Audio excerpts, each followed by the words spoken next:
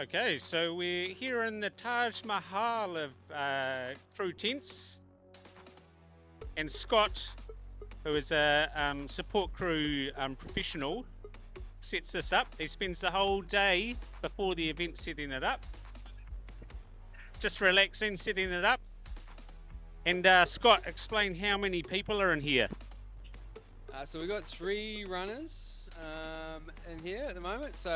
And two crew members. Well, actually 3 crew members. So we all kind of just share the load. Yeah.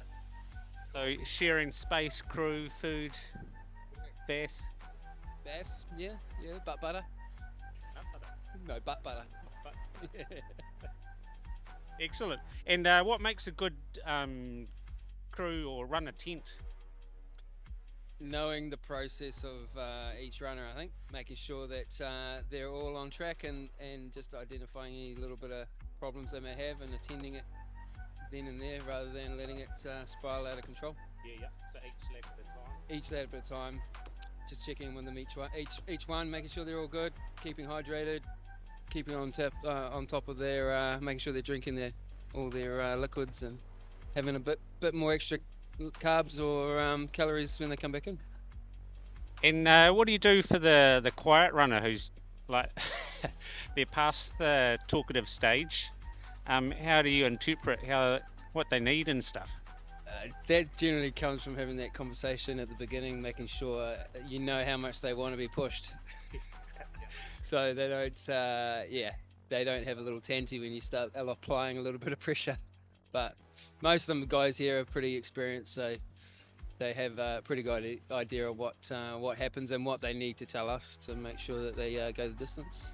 So.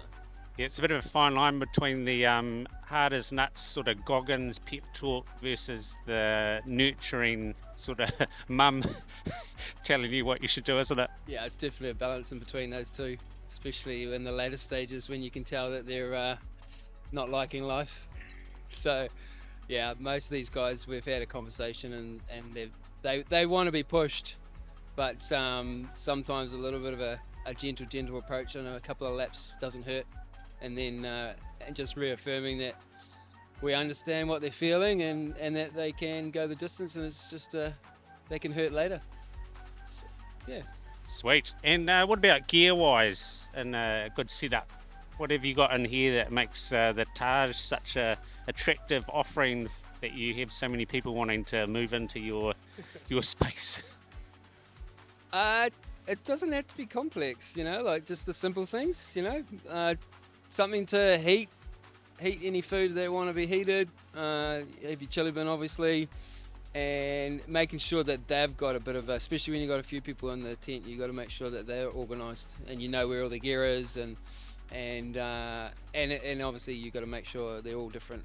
They all use different hydration methods and different products. So you're just making sure you know where all those are and what they like most, and going from there. Have you got anybody using Spring Energy in the tent where you might have to give them 4 instead of 1 to get the carbs that they need? Yeah, I've heard that's a bit of a controversy, mate. That 8 grams of carbs versus 45 may make a difference.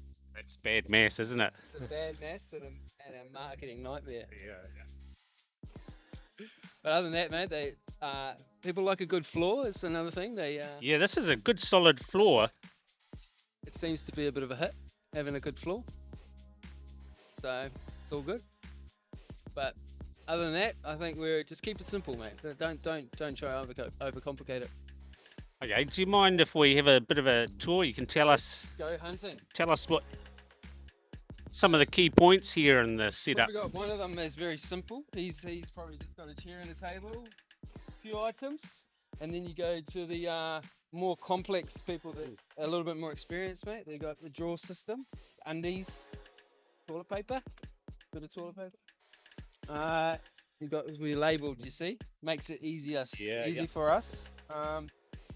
Bed for the later stages. Recliner chair is a key. It's pretty standard these days. Pretty standard. Everyone knows now that the old $2 chair doesn't quite cut it. So. Then you got your food stashes. And then sort of just a mirror image, really. Own little table is probably quite a good little key as well, just so that you know everyone's got their own little station that you know where to put stuff and it doesn't get complicated, so people understand, especially for crew, what they got to grab and take it when they leave. So Yep. it's all good. That's awesome. A nice little heater, courtesy of his and hers. It's for the later stages in the night. Other than that, cooking station over here. For the soups, the bacon and eggs in the morning.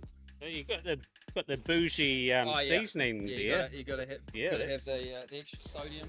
A few peppercorns, chili bean. We got the general mother's nectar, Coca-Cola, a few bits and pieces, but yeah, nothing complicated. Very good. Yeah. Well, thank you for that. No problem. We might go and find one that's the opposite end of the scale. Just the chili bean. Yeah, just the chili bin and a tarp that they laying on. Exactly. Awesome. All Thank right. you. Thank you, gentlemen. Onwards and upwards. We'll see you in 20 hours just for another chicken. Copy that.